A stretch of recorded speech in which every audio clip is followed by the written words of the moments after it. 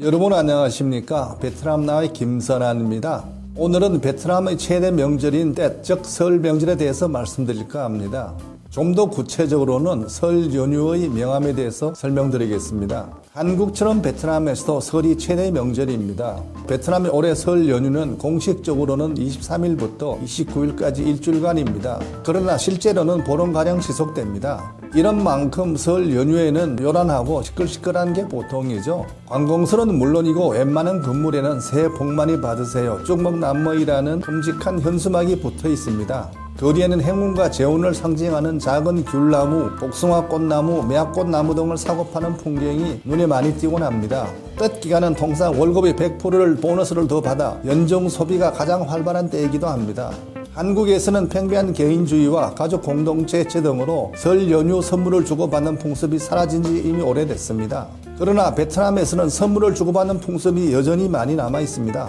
설 첫날에는 부모님과 형제 자매 등 직계 가족들 간의 선물이 오가고, 둘째 날에는 동네에 모여 사는 친척들을 방문해 선물을 주고받습니다. 또 셋째 날에는 스승이나 직장 상사처럼 평소 고마움을 표시해야 되는 사람들을 방문하고, 넷째 날에는 친구들을 만나서 우정을 주고받습니다. 사정이 이렇다 보니 연휴 전에 백화점이나 재래시장 등에도 선물을 사려는 사람들로 북새통을 이루고 있습니다.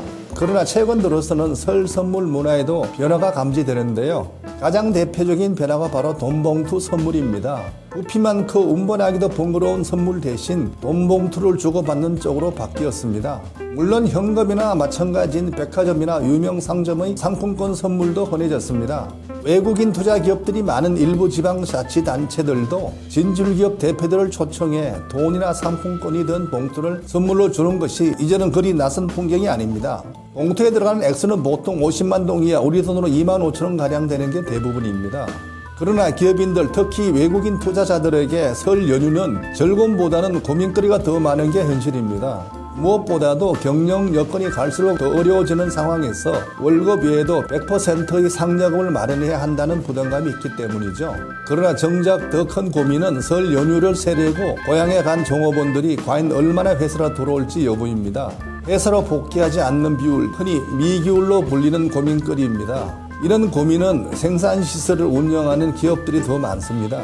베트남 근로자들 사이에 설 연휴는 보너스를 챙긴 채 고향으로 돌아가 다른 일자리를 잡을 수 있는 가장 좋은 기회라는 인식이 팽배합니다. 전체 수출의 25%나 차지하는 삼성전자를 포함해 외국인 투자가 물밀듯이 밀려오는 덕에 베트남은 연간 6에서 7%대의 높은 성장을 거듭해 왔습니다.